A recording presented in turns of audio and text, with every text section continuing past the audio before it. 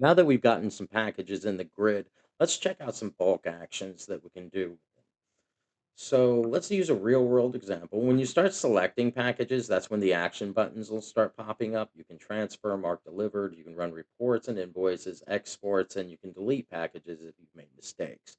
So let's say that I want to transfer and deliver all of the packages for the BBB conference. So let's first filter that by just typing BBB, and now it's just going to throw me those packages. So I'm ready to take those over to ballroom one. So we're just going to select all of them, transfer. We're going to throw them at ballroom one, confirm our transfer. The location updates to ballroom one, right? And now we're going to go ahead and deliver those. We found all of the booths and customers. So let's go ahead and select all. And now we mark delivered. So what happens then is it jumps it over to our completed log where you can see all of the packages that have been delivered. Number one bulk action when you're in the completed log is you can run the transfer report, of course. You can do that from any screen, but mainly it's just to undeliver packages if they've been delivered in error. But let's go ahead and check out a transfer report just so you can see it. We can actually do it for as many packages as you like. So this generates, it's going to tell you every single step that any package is taken. Created, transferred, delivered. You can see where I edited packages while testing. Um, so that's a really, really useful tool, especially if you're looking for something, trying to track something down. So go over to our global packages log. I would highly recommend that you use the global packages log when generating invoices, especially because sometimes you might have packages in the system that haven't been completely delivered, but you still want them landing on an invoice. Okay, so here you can see every package that we have in the system. And let's go ahead and I want to get all of my BBB packages and I want to generate an invoice. So here we are.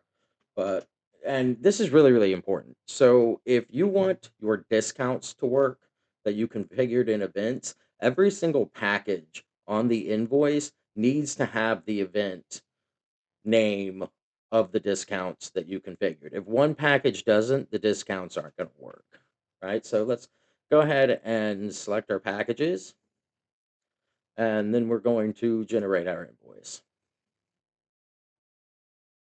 Okay, so you can see your custom logo appears at the top, along with any other information that you configured in admin settings.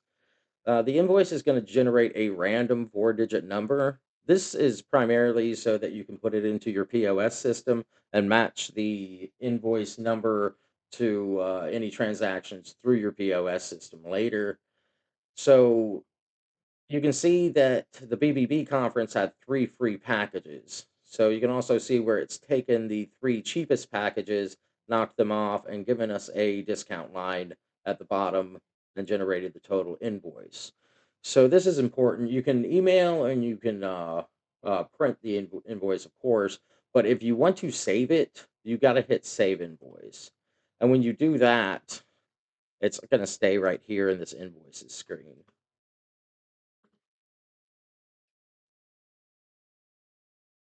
So yeah, you can go back and view the invoice anytime you'd like. So heading back to the incoming log, let's talk about some more bulk actions that you can take. Exporting CSV.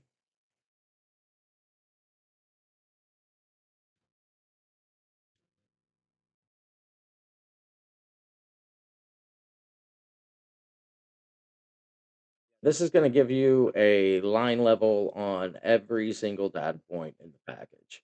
So if you have other reports that you'd like to include from other programs, you can certainly do that.